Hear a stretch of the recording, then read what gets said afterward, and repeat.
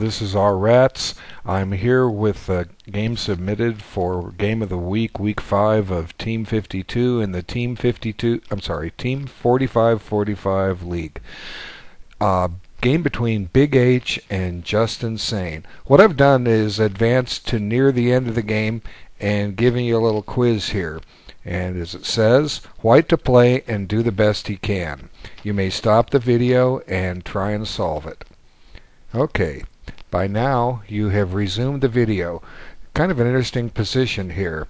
Look at that black king sitting out on f6. Okay, hopefully you've solved this problem. If you haven't, I'll show you the solution. White makes a little pawn sacrifice here with the idea to clear b2 for the queen. Now black has a couple of choices here. He can try and get the king to safety, or he can eliminate the threat on the bishop. If you move the king to safety, you don't get checkmated, but you're going to lose that piece. So black just went ahead and got rid of the threat on his piece, and now comes a nice little move by white. Queen b2, and black resigns. No matter how he slices it, things are just falling apart. If the king goes back to g7, there's a double check with the knight, either on e6 or f5, and the queen comes pouncing into g7 with mate if the king goes back there. So actually, no, you want to go to f5 because that controls e7. Okay, I'm not perfect. All right, let's look at the game from the beginning and see what went wrong for poor black and what did white do right. Okay, let's see. Okay, so far standard Queen's Gambit declined, and here once again we have an early exchange on d5, so we're playing the exchange variation. If you've been watching these videos, I've already discussed one game where the exchange variation came up, and I showed the strategies that white and black should employ in these positions. We'll get to that in a moment. Okay, here's the basic position of the exchange variation. Let me back up one move. Eventually this pawn gets to e3. It's going to have to, unless you fianchetto the bishop. But essentially when the pawn's on e3, what white should do is coordinate to push his b-pawn up to b5. Sometimes the a-pawn has to help to conduct a minority attack. The purpose is if black exchanges on b5, black will have an isolated d-pawn that white will try to attack. And if black doesn't trade, then white exchanges b5 takes c6, and black will have a backward pawn on the open file if he takes back with the pawn. And how black should counter this is by conducting his own minority attack a little later, f5 followed by f4. Okay, that's the basic strategy. Now that doesn't happen in this game. Let's take a look and see. Okay, usually the queen does go to c2 at some point in these variations. I'm not sure what the exact book order is, but what happens is black decides on a unique plan of action here. He doesn't allow white to have his minority attack, and instead tries a whole different line of action. And his next move is kind of odd. Chances are black probably wouldn't have played this had white played e3, but black went ahead and played it, and as it turns out, you'll see the purpose of the move, and there it is. He wanted to drive the queen away from that diagonal. Okay, fine. Is it the best idea? Well, we don't know yet. What I alluded to back in the beginning when I said they didn't follow the normal plan of action, a lot of games of chess that you play players don't follow the normal plan of action. They try something on their own.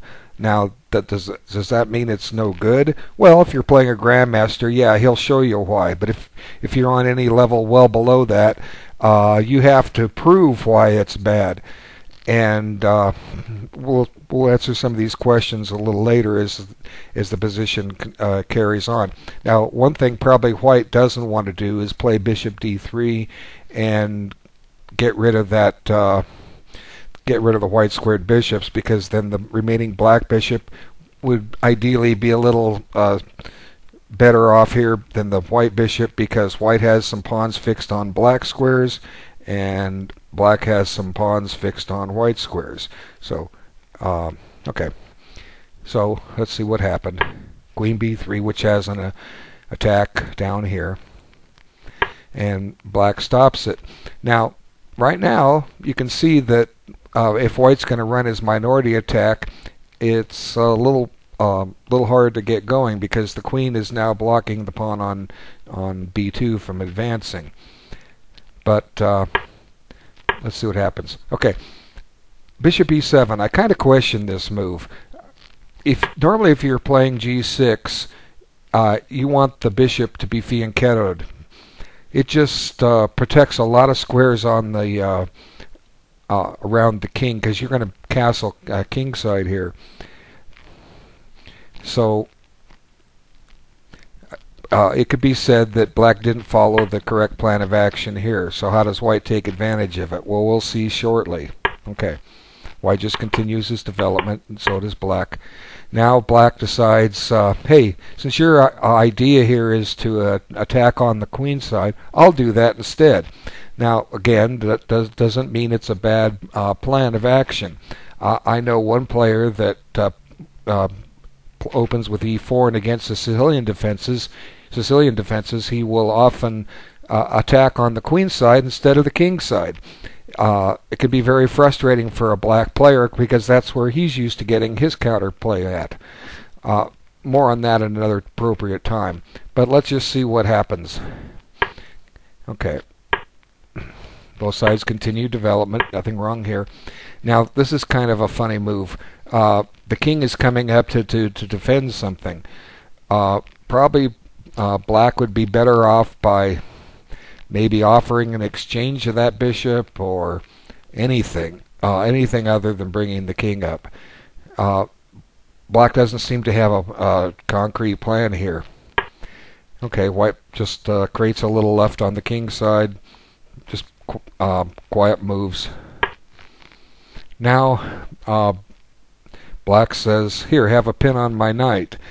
Not exactly sure what he's trying to do with this move, but now the queen is or the knight is pinned against the queen. Now it's defended. It's defended by the king, which is probably not a useful defender, and it's defended by this knight, but kind of black is a little tied down here.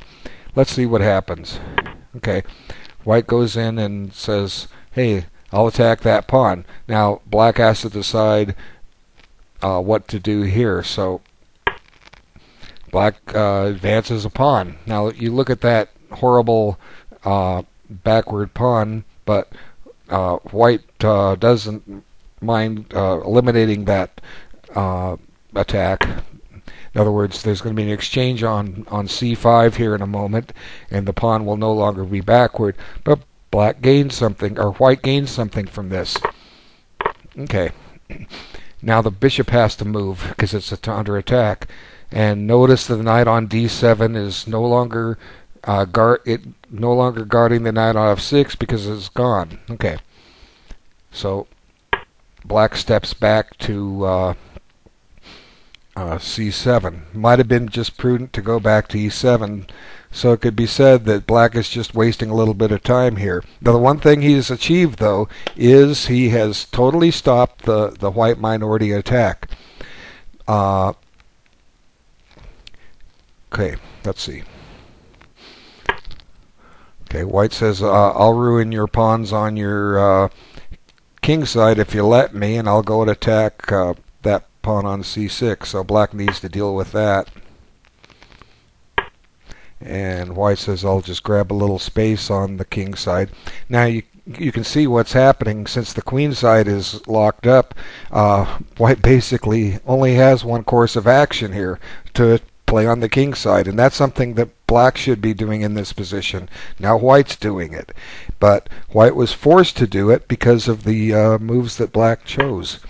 Okay, now the queen stays in the pin. Black grabs a little more space. Now black grabs, goes and attacks a rook, but really, is that bishop doing much good? It needs to be back on g7, period. What's it doing there? Okay, that's easy to deal with. Now black puts the question to the bishop. White retreats it and says, ha ha ha, look, you can't get me. Okay, now black in desperation realizes that pin is no good, and now he plans to move the knight next, but white looks at this and says, no, let's bring your king out. Okay, so look what's happened. Also, take a note of the clocks.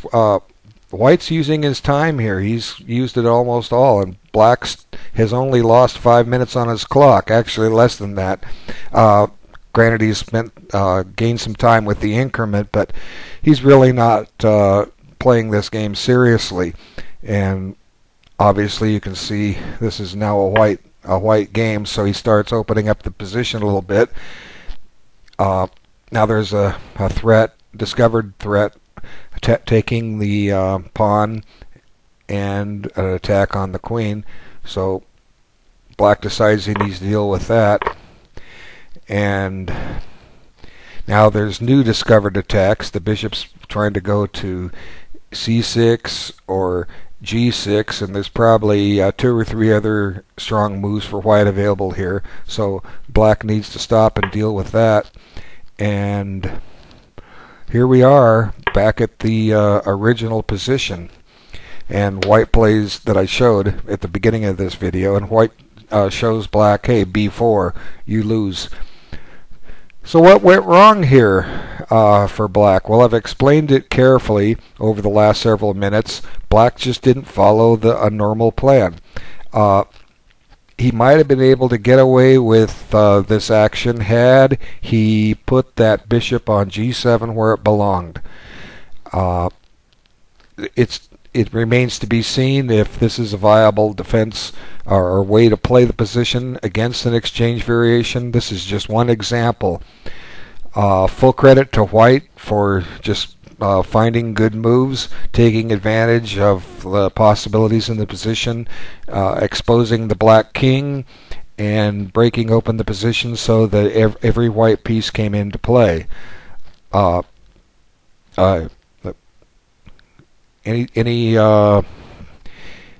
Anyway, that was a great game by white and interesting defense by black, but not this time.